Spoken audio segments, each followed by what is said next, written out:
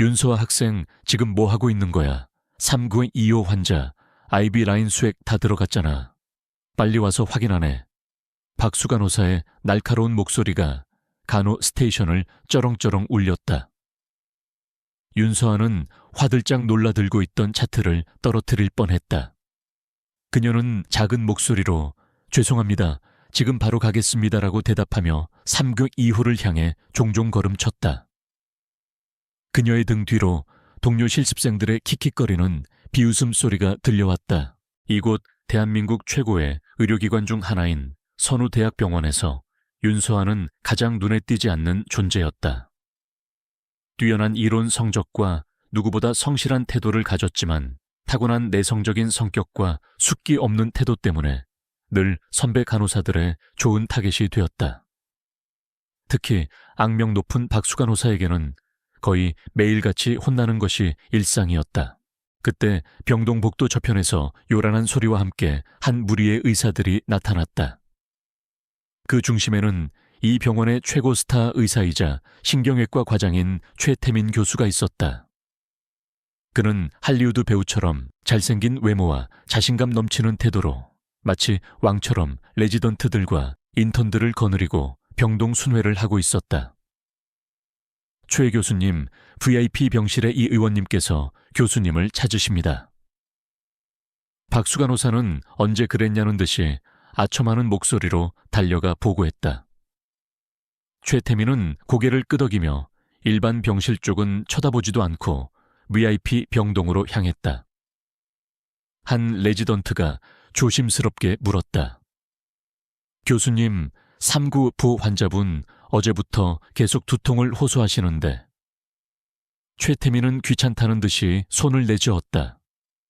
진통제나 놔드려. 그런 사소한 건 알아서들 처리해. 그에게 환자는 두 종류였다. 돈과 명예가 되는 중요한 환자, 그리고 그 외의 사소한 환자들. 서아는 그 모습을 복도 끝에서 씁쓸하게 바라보았다. 그녀가 꿈꾸던 간호사의 모습은 저런 것이 아니었다. 그녀는 다시 자신의 일에 집중하려 애썼다. 잠시 후 응급실에서 새로운 환자가 올라왔다. 행색이 몹시 남루한 젊은 남자였다.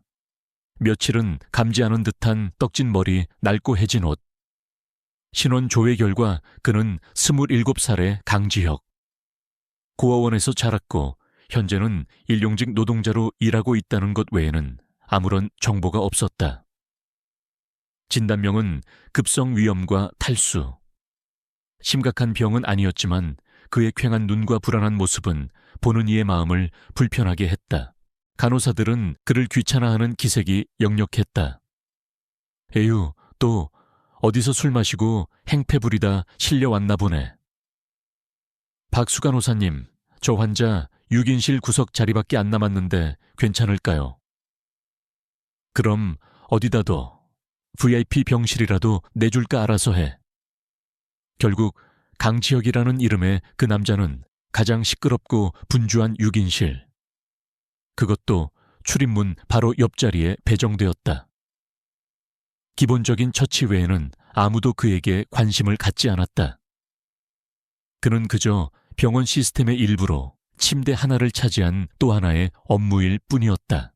밤이 깊어질수록 병동은 더욱 혼란스러워졌다. 응급 환자가 발생했고 대부분의 의료진들이 그쪽으로 달려갔다. 간호 스테이션은 거의 비어 있었고 서아와 동료 실습생 몇 명만이 남아 정신없이 뛰어다니고 있었다. 바로 그때였다. 삐삐삐. 강지혁의 침대에 연결된 심박 모니터에서 날카로운 경고음이 울리기 시작했다. 그의 심박수가 비정상적으로 치솟고 있었다. 하지만 아무도 신경 쓰지 않았다. 모두가 다른 환자에게 매달려 있었다. 서아만이 그 소리를 들었다. 그녀는 하던 일을 멈추고 지혁의 침대로 달려갔다. 그는 식은땀을 뻘뻘 흘리며 가슴을 부여잡고 있었다. 가쁘게 숨을 몰아쉬는 그의 모습은 전형적인 과호흡 증후군, 즉 패닉 발작이었다. 낯선 환경과 통증, 그리고 철저한 무관심이 그를 극도의 불안 상태로 몰아넣은 것이다. 괜찮으세요? 환자분 제 말 들리세요? 서아는 그의 어깨를 가볍게 흔들었다. 그녀는 비상벨을 눌러 의사를 부르는 대신 자신이 먼저 할 수 있는 일을 하기로 결심했다. 숨을 너무 빨리 쉬어서 그래요. 무서워하지 마세요. 제가 도와드릴게요. 그녀의 목소리는 작았지만 이상하게도 사람을 안정시키는 힘이 있었다. 그녀는 침대 머리를 살짝 높여주고 그의 코와 입에 비닐봉지를 살짝 대주었다. 자, 이제 저를 따라 천천히 숨을 쉬어보세요. 내쉬고 다시 들이마시고. 그렇죠. 아주 잘하고 계세요. 그녀는 의학 교과서에 나온 그대로 침착하고 능숙하게 응급처치를 시행했다.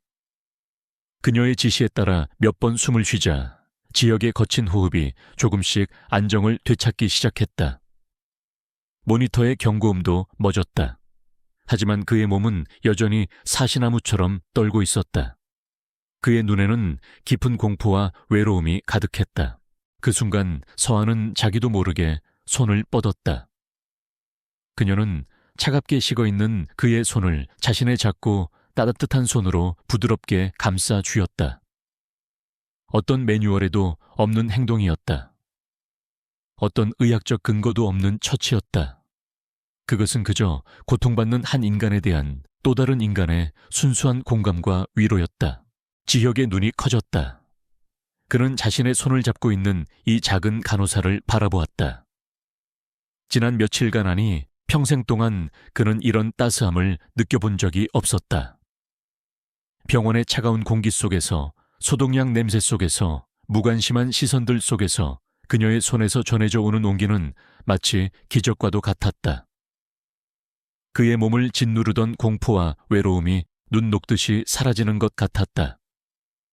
떨림이 멎었다. 이 병원에 위장 잠입한 이후 그는 수많은 의사와 간호사들을 보았다. 그들은 모두 전문가였지만 기계처럼 환자를 대했다. 하지만 지금 그의 손을 잡고 있는 이 작은 실습생은 달랐다. 그녀는 환자의 차트를 보는 것이 아니라 환자의 눈을 보고 있었다. 그녀는 병을 치료하는 기술자가 아니라 사람을 돌보는 치유자였다. 바로 이것이 그가 그리고 그의 아버지가 찾고 있던 것이었다. 거기서 뭐해 윤서와 응급 상황을 처리하고 돌아온 박수 간호사의 불호령이 두 사람의 순간을 깨뜨렸다. 지금 환자 붙잡고 농땡이 피울 시간 있어 할 일이 산더미 같은데. 서아는 화들짝 놀라 지혁의 손을 놓았다. 그녀는 죄인처럼 고개를 숙이고는 죄송합니다 라는 말을 연발하며 자리에서 도망치듯 멀어졌다. 지혁은 그녀가 사라진 복도를 멍하니 바라보았다. 그리고는 자신의 손을 내려다보았다. 그녀의 따스한 온기가 여전히 남아있는 것 같았다. 아무도 보지 못한 아주 작은 행동. 하지만 그 병실 침대에 누워있던 관찰자에게는 그 어떤 보고서나 데이터보다도 더 확실하고 중요한 증거가 되었다. 그는 조용히 눈을 감았다. 이 차갑고 거대한 병원에도 아직 희망은 남아있었다. 아주 작고 여리고 하지만 누구보다도 따뜻한 희망의 불씨가. 다음날 아침 강지혁은 병원 침대에 누워 죽은 듯이 잠만 자는 무기력한 환자를 연기하고 있었다. 하지만 그의 눈은 감겨있지 않았다. 그는 이불 아래로 희미하게 뜬 눈을 통해 병동에서 일어나는 모든 일들을 빠짐없이 관찰하고 기록하고 있었다. 그의 머릿속은 이미 이 병동의 생태계에 대한 완벽한 보고서로 채워지고 있었다. 아침은 전쟁처럼 시작되었다. 간호사들은 분주하게 움직였지만 그들의 움직임에는 어떤 온기도 없었다. 그들은 환자의 안색을 살피기보다는 모니터의 숫자를 확인하는데 더 급급했다. 그들에게 환자는 인격체가 아닌 처리해야 할 데이터의 집합체처럼 보였다. 윤서아는 그들 중에서 유일한 예외였다. 다른 간호사들이 마지못해 노인 환자의 기저귀를 갈 때 그녀는 부끄러워하는 환자를 위해 커튼을 꼼꼼히 쳐주고 따뜻한 물수건으로 몸을 닦아주며 작은 목소리로 말을 걸었다. 할아버님 불편하신 데는 없으세요. 식사는 잘 하셨고요. 그녀의 행동은 느렸다. 박수간호사가 보기에는 답답하고 요령 없는 행동이었다. 하지만 지역이 보기에는 그것이 진짜 간호였다. 오전 10시 최태민 교수의 아침 회진 시간. 어제와 똑같은 광경이 반복되었다. 그는 수행원들을 거느리고 VIP 병실로 직행했다. 병실 안에서는 정치인 환자와 그의 가족들에게 10분이 넘는 시간 동안 친절하게 상담을 해주고 농담까지 건네는 목소리가 흘러나왔다. 하지만 VIP 병실을 나온 그는 완전히 다른 사람이 되었다. 그는 지역이 있는 6인실 복도를 지나가며 흘깃 차트를 쳐다보았을 뿐 환자들에게는 눈길 한번 주지 않았다. 강지역 환자 별거 아니네. 수액이나 계속 놔주고 최대한 빨리 퇴원시켜 병상 회전율 높여야지. 그의 목소리는 차갑고 무정했다.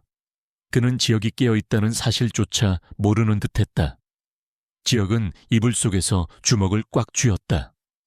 이것이 대한민국 최고 병원의 스타 의사라는 자의 민낯이었다. 지역의 관찰이 계속되던 오후 결정적인 사건이 터졌다. 지역의 옆 침대에 누워있는 한 노인 환자에게 새로운 진통제가 처방되었다. 그는 오랫동안 만성 통증에 시달려온 환자였다.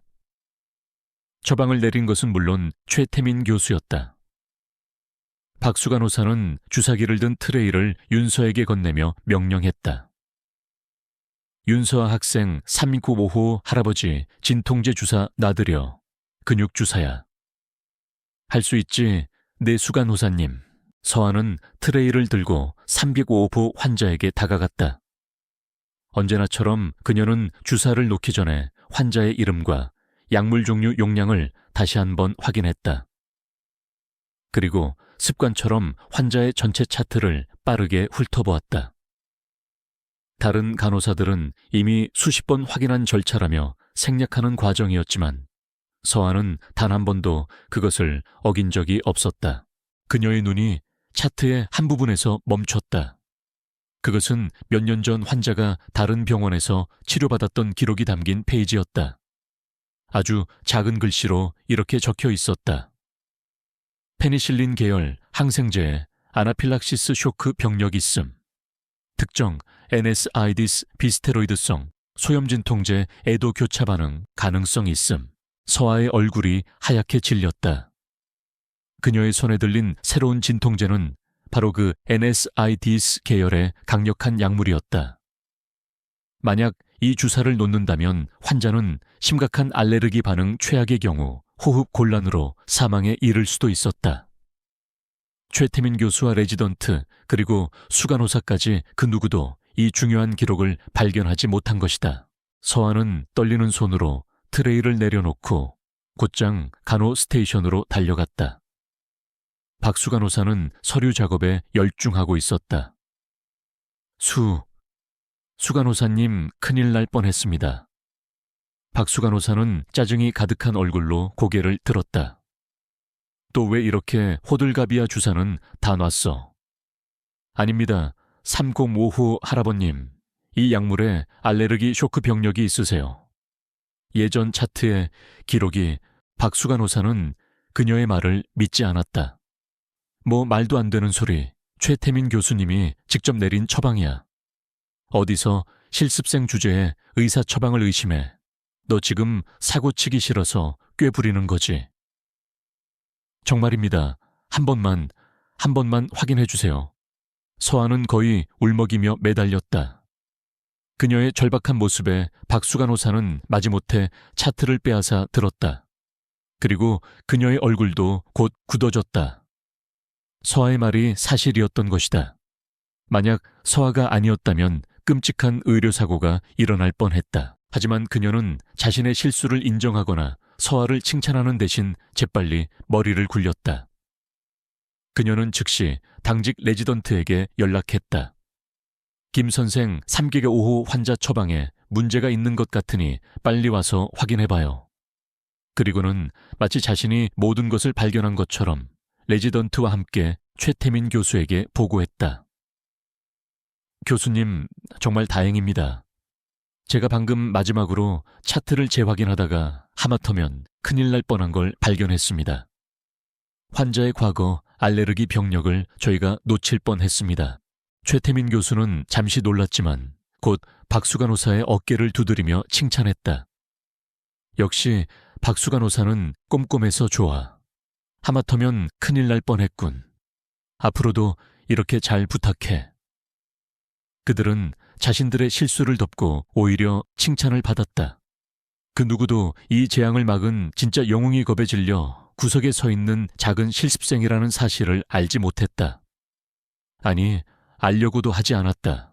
지역은 바로 옆 침대에서 이 모든 광경을 처음부터 끝까지 지켜보고 있었다. 그는 서아의 날카로운 관찰력과 전문성, 그리고 실수를 덮으려는 상관 앞에서 자신의 의견을 말하는 용기에 감탄했다. 동시에 그녀의 공을 가로채고 뻔뻔하게 자신을 포장하는 박수 간호사와 최태민 교수의 위선에 분노했다. 이 병원은 썩었다. 뿌리부터 썩어 문드러지고 있었다. 실력 없는 자들이 아첨과 권모술수로 높은 자리에 앉아 환자의 생명을 위협하고 윤서아처럼 진정한 실력과 마음을 가진 이들은 멸시당하고 짓밟히고 있었다. 그날 밤 지역은 모두가 잠든 틈을 타 이불 속에서 몰래 작은 위성 전화기를 꺼냈다. 그것은 그의 아버지 강 원장과 직접 연결되는 비상 연락망이었다. 하지만 그는 아버지에게 전화하지 않았다. 대신 자신의 비서실장에게 암호화된 문자를 보냈다. 조사 시작해 선우병원 신경외과 최태민 교수, 관련된 모든 것, 그리고 윤서아라는 실습 간호사에 대해서도 조용히. 문자를 보낸 후 그는 다시 눈을 감았다.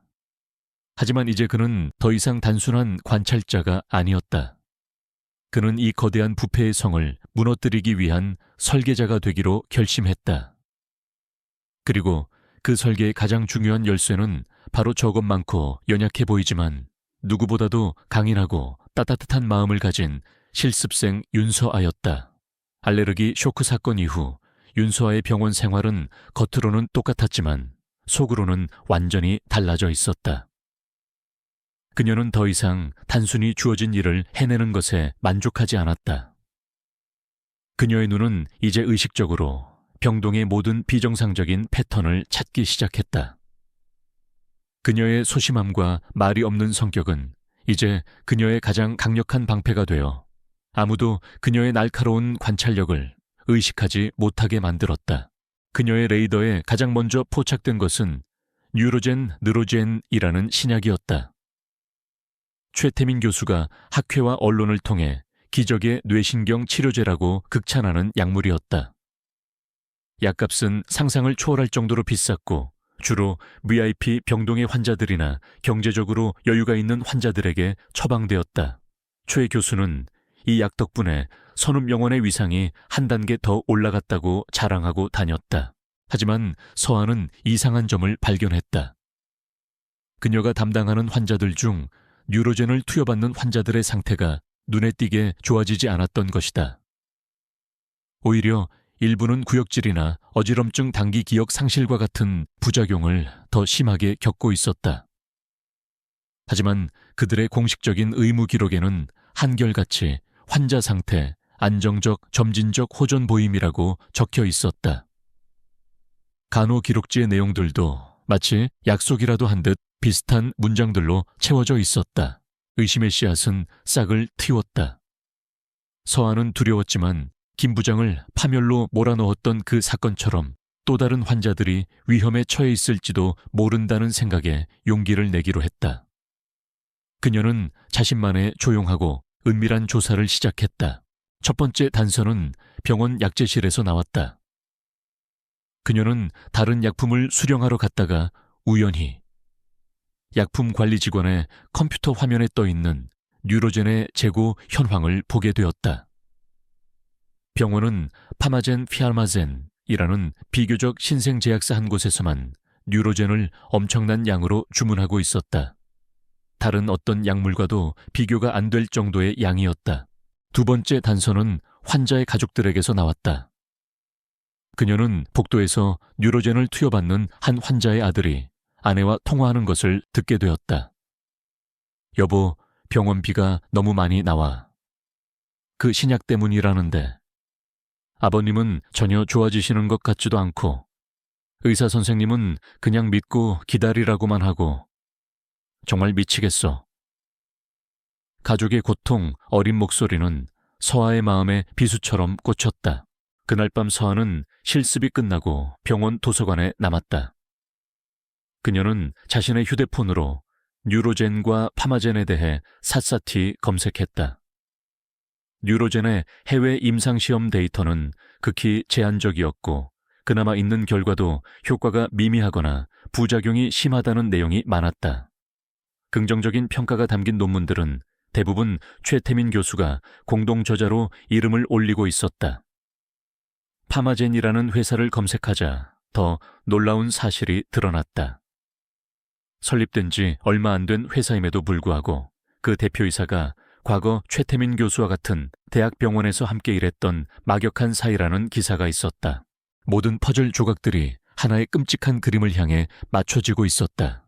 한편 병실 침대에 누워있던 강지영 역시 자신의 비밀 조사를 진행하고 있었다. 그의 비서실장이 보내온 1차 보고서의 내용은 서아가 알아낸 것과 정확히 일치했다. 최태민 교수, 파마젠의 실질적인 소유주로 추정됨. 차명 계좌를 통해 지분 대부분을 보유. 사실상 자신이 소유한 회사의 약을 자신의 환자들에게 처방하며 막대한 이익을 챙기고 있는 것으로 보임. 약효가 검증되지 않은 약물을 통해 환자들을 기만하고 있을 가능성 농후함. 지역은 휴대폰을 쥔 손에 힘을 주었다. 분노가 치밀어 올랐다. 의사로서의 사명감을 저버리고 환자의 고통을 자신의 돈벌이 수단으로 삼은 최태민의 악랄함에 치가 떨렸다. 서아의 은밀한 조사는 완벽하지만은 않았다. 어느 날 오후 그녀가 담당하지 않는 환자의 차트를 몰래 살펴보다가 박수간호사에게 발각되었다. 윤서아 학생, 지금 거기서 뭐해? 박수간호사의 차가운 목소리에 서아의 심장이 쿵 내려앉았다. 그냥 공부 좀 하려고. 공부 실습생은 시키는 일이나 잘하면 돼. 괜히 알 필요 없는 거에 기웃거리지 말고. 그러다 다쳐. 마지막 다친다는 말에는 서늘한 경고의 의미가 담겨 있었다. 박수간호사는 분명히 무언가를 알고 있었다. 어쩌면 그녀 역시 최태민 교수의 부패 사슬에 얽혀 있는 것인지도 몰랐다. 서아는 그날 밤 자신의 작은 자취방으로 돌아와 공포에 떨었다. 거대한 조직을 상대로 힘없는 실습생인 자신이 무엇을 할 수 있을까? 이대로 멈춰야 하는 걸까? 하지만 그녀의 눈앞에 약 부작용으로 고통스러워하던 환자들의 얼굴과 억울하게 쫓겨났던 김 부장의 뒷모습이 어른거렸다. 그녀는 입술을 깨물었다. 멈출 수 없었다. 그녀는 작은 노트에 자신이 알아낸 것들을 적어 내려갔다. 최태민, 뉴로젠, 파마젠, 효과 없는 치료, 조작된 차트. 그림은 명확해지고 있었다. 이것은 단순한 비리가 아니었다. 환자들의 생명을 담보로 한 거대한 사기극이었다. 같은 시각 병실에 누워있던 지역은 비서실장에게서 온 추가 보고서를 읽고 있었다. 그 보고서에는 윤서아가 알레르기 쇼크 사건을 막았던 일과 박수간호사에게 공을 빼앗겼던 일까지 상세히 기록되어 있었다. 대단한 아이로군. 지역은 나지막이 중얼거렸다. 자신의 전문 조사팀이 몇 주에 걸쳐 알아낸 사실들을 저 연약해 보이는 실습생이 오직 자신의 관찰력과 용기만으로 파헤치고 있었다는 사실에 놀라움을 금치 못했다. 그리고 동시에 그녀가 엄청난 위험에 처해 있다는 것도 직감했다. 그는 즉시 자신의 팀에게 새로운 메시지를 보냈다. 윤서아 학생을 보호해. 멀리서 들키지 않게. 그녀의 머리카락 하나라도 다치게 하는 놈은 용서하지 않는다. 두 개의 평행선 같았던 조사는 이제 보이지 않는 교차점을 향해 달려가고 있었다. 그리고 그 중심에는 거대한 악의 실체에 조금씩 다가서고 있는 작은 거인 윤서아의 고독한 싸움이 있었다. 며칠 후 병동의 거짓된 평화는 한밤중에 터진 비상사태로 산산조각 났다. 강지혁이 유심히 지켜보던 뉴로젠을 투여받던 노인 환자의 상태가 급격히 악화된 것이다. 코드블루 305호실 심정지 발생. 간호 스테이션의 인터컴에서 다급한 목소리가 터져 나왔다. 병동 전체가 순식간에 아수라장이 되었다. 의사와 간호사들이 305호실로 달려갔고 심폐소생술을 위한 응급카트가 요란한 소리를 내며 복도를 가로질렀다. 그날 밤 당직 전문의는 최태민 교수였다. 호출을 받고 달려온 그의 얼굴에는 여유 대신 짜증이 가득했다. 뭐야, 환자 기저질환 때문에 쇼크 온 거 아니야. 혈압 확보하고 에피네프린 투여해. 최 교수는 상황을 보자마자 약물 부작용의 가능성은 배제한 채 환자 본인의 문제로 단정 짓고 지시를 내렸다. 그의 지시에 따라 응급팀은 분주하게 움직였지만 환자의 상태는 나아질 기미를 보이지 않았다. 심전도 모니터의 그래프는 여전히 불안정하게 요동치고 있었다. 윤서아 역시 응급팀의 일원으로 현장에 있었다. 그녀는 의사들에게 필요한 약물과 기구를 전달하는 보조 역할을 맡고 있었다. 혼란스러운 상황 속에서도 그녀의 눈은 냉정하게 심전도 모니터의 파형을 쫓고 있었다. 그리고 그녀는 발견했다. 최 교수와 다른 의사들이 모두 놓치고 있는 아주 미세하지만 치명적인 이상 신호. 그것은 그녀가 밤을 새워 공부했던 뉴로젠에 드물지만 치명적인 부작용 약물 유발성 심실빈맥의 전형적인 패턴이었다. 이 경우 일반적인 강심제인 에피네프린을 투여하는 것은 불에 기름을 붓는 격이었다. 어떡하지? 내가 말해봤자 아무도 들어주지 않을 텐데. 서아는 공포에 휩싸였다. 박수 간호사의 경고가 귓가에 맴돌았다. 실습생 주제에 스타 교수의 진단에 이의를 제기하는 것은 자살 행위나 다름없었다. 하지만 그녀의 눈앞에서는 한 생명이 꺼져가고 있었다. 그때 그녀의 눈에 겁에 질린 채 어쩔 줄 몰라 하는 젊은 1년차 레지던트 이 선생이 들어왔다. 그는 최 교수의 불호령에 눌려 아무것도 하지 못하고 있었다. 서아는 결심했다. 그녀는 제세동기 패드를 이 선생에게 건네주는 척하며 그의 귓가에 아무도 들리지 않을 만큼 작은 목소리로 속삭였다. 뉴로젠, 부정맥, 아미오다론. 바로 이 특수한 부정맥에 사용되는 치료제였다. 이 선생의 눈이 순간 커졌다. 그는 서아를 잠시 바라보았다. 그는 이 겁 많고 말 없는 실습생의 눈에서 어떤 의색에서도 보지 못했던 확신과 절박함을 읽었다. 그는 잠시 망설였지만 꺼져가는 환자의 생명과 서아의 눈빛이 그의 마지막 남은 의사로서의 양심을 깨웠다. 그는 용기를 내어 외쳤다. 교수님, 약물 부작용에 의한 부정맥일 수 있습니다. 아미오다론을 투여해야 합니다. 순간 응급실에 모든 소음이 멎었다. 최태민 교수의 얼굴이 분노로 일그러졌다. 뭐 이 미친놈이 지금 내 진단에 토를 다는 거야.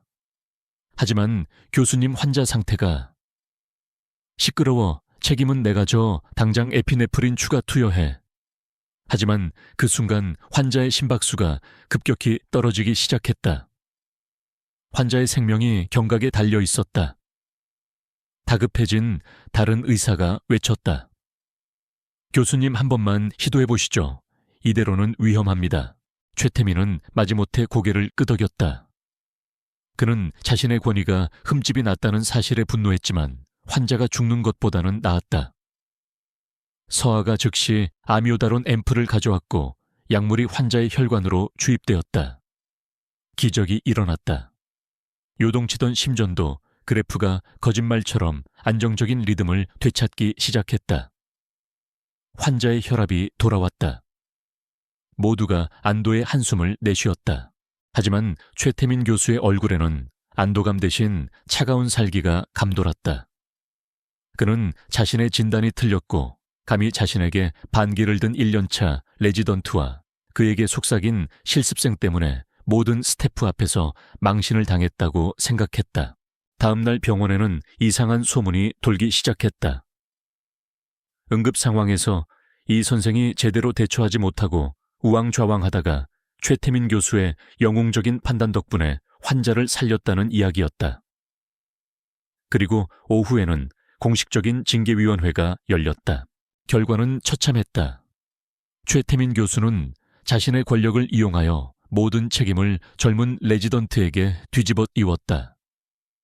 이 선생은 상관의 지시에 불복하고 응급 상황에서 부적절한 대처를 하여 환자를 위험에 빠뜨렸다는 죄목으로 정직 3개월과 지방분원 전출이라는 사실상의 사형 선고를 받았다. 그의 외과 의사로서의 경력은 그렇게 끝이 났다. 서한은 이 모든 과정을 무력하게 지켜봐야만 했다. 그녀는 진실을 말하고 싶었지만 아무도 그녀의 말을 믿어주지 않을 것이라는 것을 알고 있었다. 오히려 그녀 역시 공범으로 몰려 쫓겨나게 될 터였다. 그녀는 병원 뒤편의 작은 예배당에 혼자 앉아 조용히 눈물을 흘렸다. 이것은 단순한 부조리가 아니었다. 이것은 악이었다. 그녀의 마음속에서 두려움은 사라지고 차가운 분노와 함께 단단한 결심이 자리 잡기 시작했다. 강지영 역시 이 모든 사실을 자신의 정보망을 통해 실시간으로 보고받고 있었다. 그는 더 이상 이 상황을 좌시할 수 없었다. 이것은 단순한 병원 내외 비리나 갑질의 문제가 아니었다. 이것은 환자의 생명을 파리 목숨처럼 여기고 진실을 말하는 자를 짓밟는 용서할 수 없는 범죄였다. 테스트는 끝났다. 그는 밤늦게 병실 침대에 누워 그의 아버지인 강 원장에게 처음으로 직접 메시지를 보냈다. 그것은 길고 상세한 그동안 그가 목격하고 조사한 모든 내용이 담긴 보고서였다. 그리고 그 보고서의 마지막 문장은 이렇게 쓰여 있었다. 아버지, 더 이상 테스트가 아닙니다. 이건 전쟁입니다. 당장 개입하셔야 합니다. 조용한 병실 안두명의 고독한 전사가 각자의 자리에서 보이지 않는 거대한 악을 향한 방역을 준비하고 있었다. 병원에 가장 어두운 밤이 지나가고 있었다. 그리고 곧 누구도 예상치 못한 폭풍이 몰아칠 터였다. 강지혁이 아버지에게 전쟁을 선포하는 보고서를 보낸 후 선읍병원에는 미묘한 변화의 바람이 불기 시작했다. 강 원장은 아들의 보고를 받고 즉시 비밀리에 특별 감사팀을 꾸렸다. 그리고 그 첫 번째 조치는 윤소아를 내과 병동에서 신경외과 중환자실로 재배치하는 것이었다. 명분은 우수 실습생의 전문 심화교육. 하지만 진짜 목적은 그녀를 최태민의 심장부로 보내 부패의 핵심 증거를 확보하게 하려는 것이었다.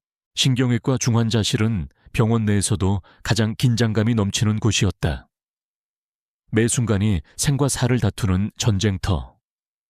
서한은 이곳에서 엄청난 압박감을 느꼈지만 동시에 자신의 모든 능력을 발휘할 기회라고 생각했다. 그녀를 괴롭히던 박수간호사 역시 최태민 교수의 최측근이었기에 신경외과 병동의 수간호사로 자리를 옮겨와 있었다. 그녀와의 악연은 계속될 운명이었다. 그리고 얼마 후 병원을 뒤흔드는 거물급 환자가 입원했다. 대한민국 재계 서열 5위 안에 드는 송도그룹의 송 회장이었다. 그는 악성 뇌종양 진단을 받고 오직 최태민 교수의 명성 하나만을 믿고 선읍병원을 찾았다. 언론은 연일 이 세기의 수술에 대해 보도했고 병원의 모든 이목이 신경외과에 집중되었다. 이것은 최태민에게는 자신의 명성을 정점으로 끌어올릴 최고의 기회였다. 수술을 며칠 앞두고 병동은 그야말로 초비상 상태였다. 서한은 수술 준비를 위한 보조 업무를 맡게 되었다. 그녀의 임무 중 하나는 수술에 사용될 고가의 장비와 약품 목록을 실제 준비물과 대조하여 확인하는 것이었다. 그녀는 수술 기구 목록을 꼼꼼히 확인하고 있었다. 그 중에서도 가장 중요한 항목은 종양 제거 후 뇌의 빈 공간을 채워 넣을 특수 제작된 인공 임플란트였다. 미국에서 수입하는 최고급 제품으로 가격만 해도 수억 원에 달했다. 서아는 주문서에 적힌 제품의 모델명과 고유 시리얼 번호를 확인했다. 그리고는 수술 준비실에 보관된 실제 임플란트 상자를 꺼내 대조했다. 그 순간 서아의 온몸의 피가 차갑게 식는 것 같았다. 상자 겉면의 모델명은 주문서와 일치했다. 하지만 상자 안쪽 임플란트 본체에 새겨진 시리얼 번호는 완전히 달랐다. 그리고 그 제조사 로고.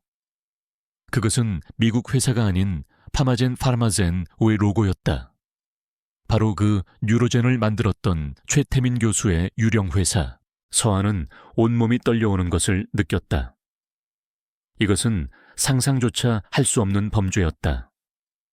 최태민은 환자와 병원에는 최고가 장비를 청구하고 실제 수술에서는 자신이 만든 싸구려 불법 복제품을 사용하려는 것이었다. 환자의 뇌 속에 안전성이 전혀 검증되지 않은 물질을 집어넣으려는 미친 짓이었다. 이것은 단순한 사기를 넘어 명백한 살인 미수였다. 막아야 해. 어떻게든 막아야 해. 서아의 머릿속이 하얘졌다. 하지만 어떻게 힘없는 실습생인 그녀가 무슨 수로 대한민국 최고의 외과 의사의 범죄를 막는단 말인가. 박수 간호사에게 보고하는 것은 고양이에게 생선을 맡기는 격이었다. 다른 의사에게 말한다 해도 최 교수의 권력이 두려워 아무도 나서지 않을 것이 뻔했다. 그녀는 마지막 희망을 걸고 평소 자신에게 그나마 친절하게 대해주던 한 선배 간호사에게 조심스럽게 말을 걸었다. 선배님, 혹시 이 임플란트 시리얼 번호가 주문서랑 다른 것 같은데 제가 잘못 본 걸까요? 하지만 선배 간호사는 박수 간호사의 눈치를 한번 보더니 서아의 말을 잘랐다. 최 교수님께서 다 알아서 하실 일이야. 넌 내 일이나 신경 써. 괜히 나서지 말고. 그녀의 눈에는 동정이 아닌 쓸데없는 짓 하지 말라는 경고가 담겨 있었다. 서아는 완벽하게 고립되었다. 한편 병원 밖에서 퇴원한 환자 강지혁은 자신의 팀과 함께 바쁘게 움직이고 있었다. 그의 팀 역시 파마제니 불법 복제 임플란트를 만들어 선읍병원에 납품했다는 첩보를 입수한 상태였다. 하지만 그들에게는 결정적인 증거가 없었다. 수술실에 보관된 그 가짜 임플란트의 실물 증거.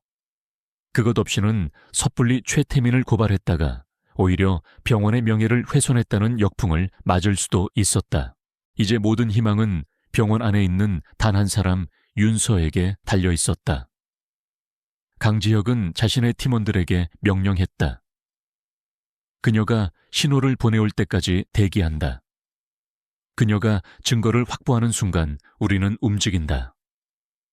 그는 불안했지만 서아를 믿기로 했다. 지난 몇 주간 지켜본 그녀는 연약해 보이지만 그 누구보다도 강한 신념을 가진 사람이었기 때문이다. 수술 전날 밤, 서아는 잠을 이룰 수 없었다. 그녀는 병원의 옥상 정원에 올라가 차가운 밤 공기를 마셨다. 저 아래 도시의 불빛들이 화려하게 빛나고 있었다. 저 불빛 속 어딘가에 내일 자신의 운명을 최태민의 손에 맡길 송 회장과 그의 가족들이 있을 터였다. 그들은 아무것도 모른 채 최고의 의사가 자신을 살려줄 것이라고 믿고 있겠지. 그녀는 더 이상 두렵지 않았다. 두려움보다 더 큰 분노와 의사로서의 아니 인간으로서의 사명감이 그녀의 마음을 채우고 있었다. 그녀가 침묵한다면 한 사람이 죽을 수도 있었다. 그리고 최태민은 앞으로도 계속해서 다른 환자들의 목숨을 담보로 자신의 배를 채울 것이다. 그녀는 자신의 간호사 경력, 어쩌면 인생 전체를 걸어야 할지도 모르는 위험한 계획을 세웠다. 그녀는 주머니 속 휴대폰을 꺼내 강지혁에게서 받은 비상 연락처로 짧은 메시지를 보냈다. 그녀의 손은 더 이상 떨리지 않았다. 내일 오전 9시, 수술 시작 직전, 단 10분. 그 안에 모든 것을 끝내야 합니다. 메시지를 보낸 후 그녀는 다시 병동으로 향했다. 그녀의 발걸음은 그 어느 때보다도 단호했다. 내일 아침 그녀는 거대한 악과 홀로 맞서 싸워야 했다. 아무도 알아주지 않는 조용한 전쟁. 하지만 그녀는 반드시 이겨야만 했다. 한 사람의 생명과 무너진 의사들의 명예를 위해. 수술 당일 아침 선운병원 신경외과 병동의 공기는 팽팽하게 당겨진 활시위 같았다.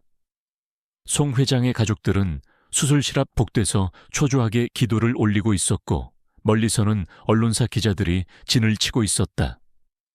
최태민 교수는 카메라를 의식하며 자신감 넘치는 미소와 함께 구원자처럼 등장했다. 그는 송 회장의 어깨를 두드리며 말했다. 걱정 마십시오, 회장님. 제가 있지 않습니까? 잠시 주무시고 일어나면 모든 게 끝나 있을 겁니다. 수술 준비실 안 윤서아의 심장은 금방이라도 터져 나올 것처럼 격렬하게 뛰고 있었다. 하지만 그녀의 얼굴은 훈련된 스파이처럼 침착했다.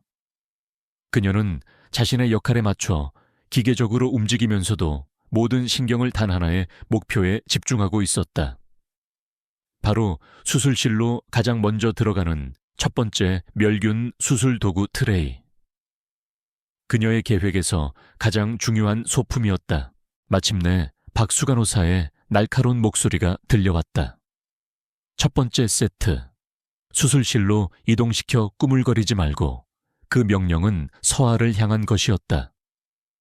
서아는 묵묵히 고개를 끄덕이고 묵직한 스테인리스 스틸 카트를 밀기 시작했다. 그녀의 심장 박동 소리가 마치 귀 바로 옆에서 울리는 것 같았다. 실수하면 안 돼. 완벽하게, 아무도 의심하지 못하게. 수술실 문 바로 앞. 모두의 시선이 그녀에게 집중되어 있었다. 서아는 미리 봐두었던 바닥 타일에 아주 작은 틈을 향해 발을 내디뎠다. 그리고는 마치 발이 걸린 것처럼 과장되게 비틀거렸다. 깍! 그녀의 입에서 연약한 비명이 터져 나왔다. 균형을 잃은 카트가 한쪽으로 기울어졌다. 시간이 0.1초처럼 느리게 흘러갔다. 쾅! 금속 트레이가 대리석 바닥에 부딪히는 굉음. 쨍그랑 하며 깨지는 약병들의 파열음. 그리고 수술을 위해 완벽하게 소독되었던 메스와 겸자 가위들이 바닥으로 어지럽게 쏟아져 내리는 소리. 복도는 순간 정적으로 휩싸였다. 그리고 곧 박수 간호사의 히스테릭한 비명이 터져 나왔다. 윤서아, 너 미쳤어. 이게 무슨 짓이야. 수술 시작 직전에 이걸 다 오염시켜. 수술복으로 갈아입고 있던 최태민 교수가 소리를 듣고 달려나왔다. 바닥에 난장판을 본 그의 얼굴은 분노로 시뻘겋게 달아올랐다. 그는 당장이라도 서아의 뺨을 올려붙일 듯한 기세로 그녀에게 다가왔다. 서아는 자신의 시나리오대로 완벽하게 연기했다. 그녀는 바닥에 주저앉아 겁에 질린 사슴 같은 눈으로 최 교수를 올려다보았다. 그녀의 큰 눈에서는 금방이라도 터져 나올 듯한 눈물이 그렁그렁 맺혀 있었다. 죄송합니다, 교수님. 제가 바닥이 미끄러워서 발을 헛디뎌서 정말 죄송합니다. 그녀의 목소리는 공포와 미안함으로 심하게 떨리고 있었다. 너무나도 어설프고 너무나도 바보 같아 보이는 모습. 그 누구도 이것이 의도된 행동이라고는 상상조차 하지 못했다. 그저 운 나쁘고 멍청한 실습생이 가장 중요한 순간에 최악의 실수를 저질렀다고 생각할 뿐이었다. 최태민은 분노로 몸을 떨었지만 지금은 그녀를 족칠 때가 아니었다. 수술이 지체되고 있었다. 이 멍청한 년 당장 여기서 치워. 박수 간호사 뭐해? 당장 중앙소독실에 연락해서 새로운 세트 준비하라고 해. 10분 안에 가져오지 못하면 다들 각오해. 네네 교수님. 그렇게 서아는 모두의 경멸과 욕설 속에서 가장 중요한 10분의 시간을 벌었다. 박수 간호사는 그녀의 멱살이라도 잡을 기세로 소리쳤다. 넌 당장 수술 준비실 옆 창고에 가서 반성하고 있어. 내 눈에 띄지 마. 이것이야말로 서아가 원했던 것이었다. 처벌을 받는 척하며 결정적인 증거가 있는 바로 그 장소로 보내지는 것.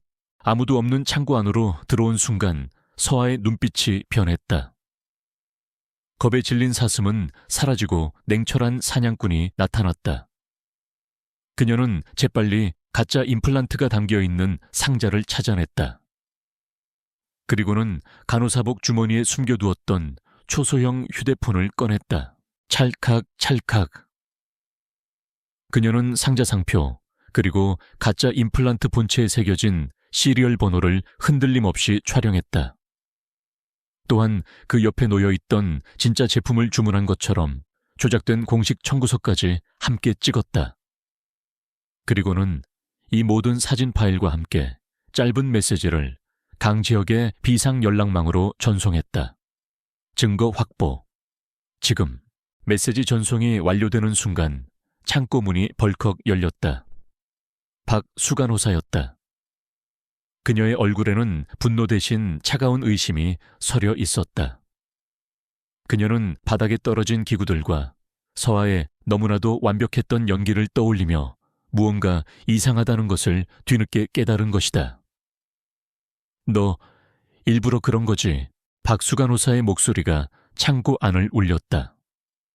서아의 심장이 다시 한번 쿵 내려앉았다.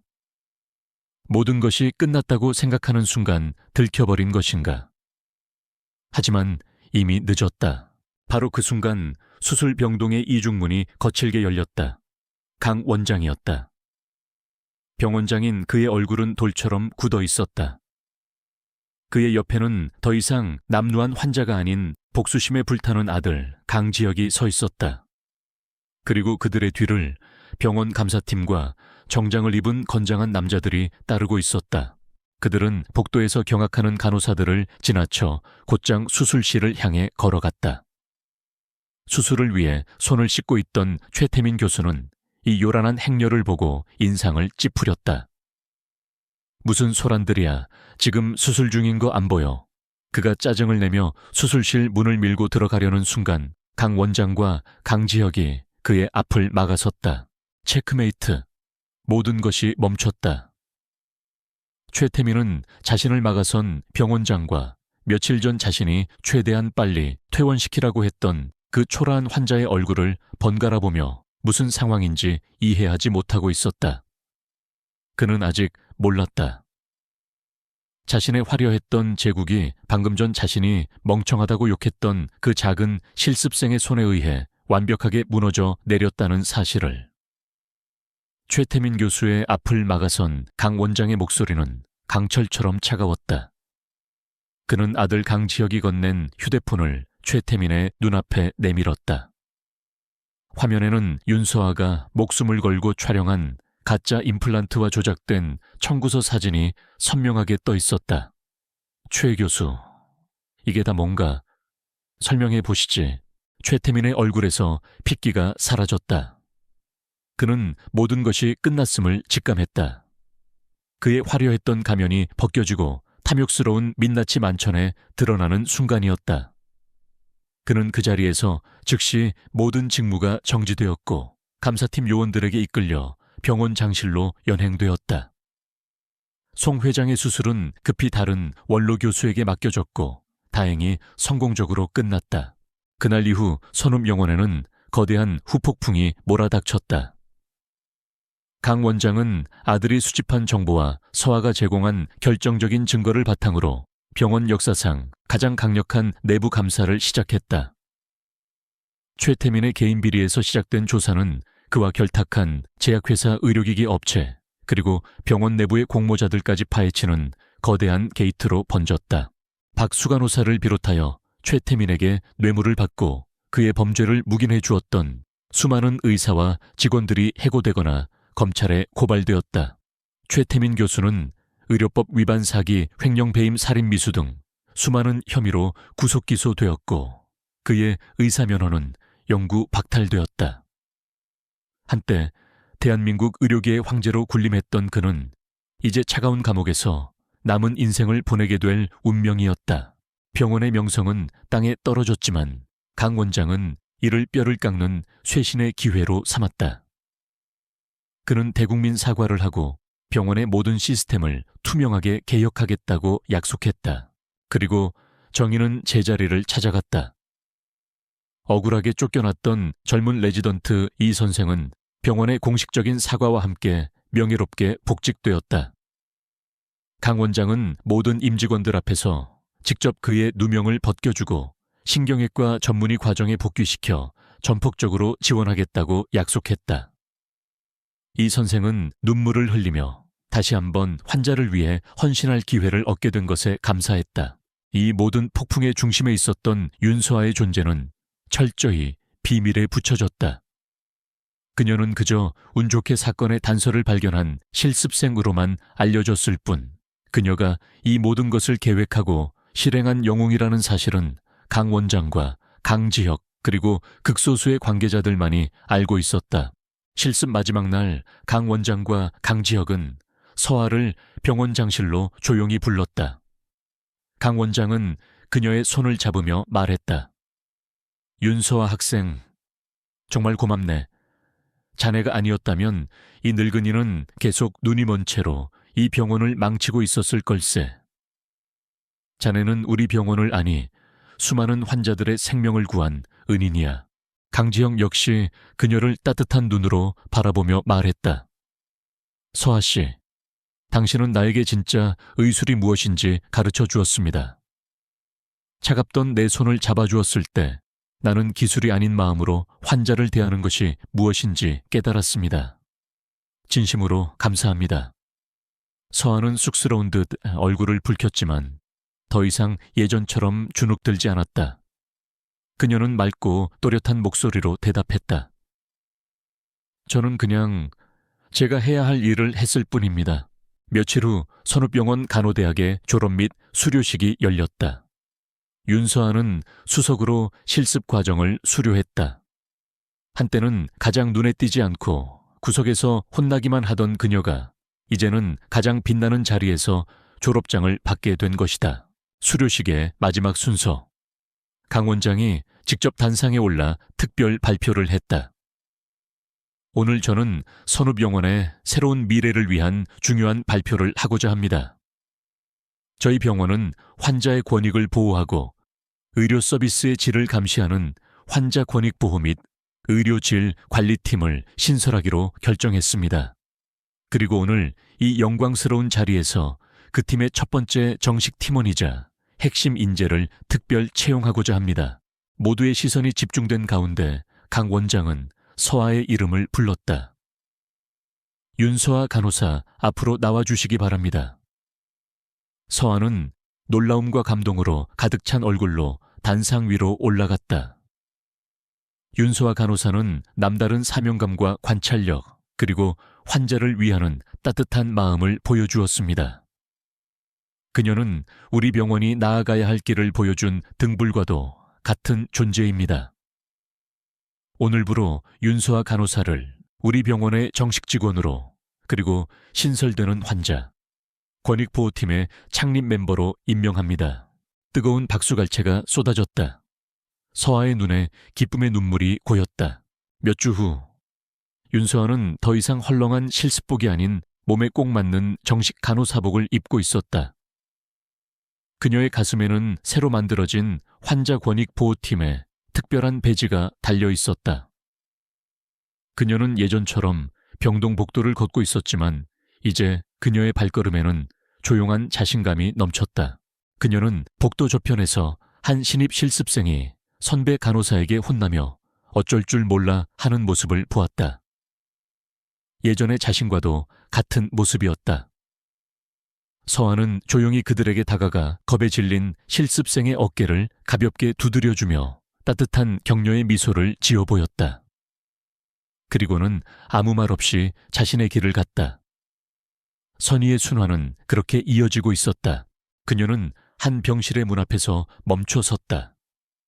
그리고는 환자를 만나기 전 언제나처럼 부드럽고 따뜻한 미소를 지었다. 그녀의 마음속에는 이제 두려움 대신 사명감과 희망이 가득했다. 선읍병원에, 그리고 그녀의 인생에 드디어 새로운 아침이 밝아오고 있었다.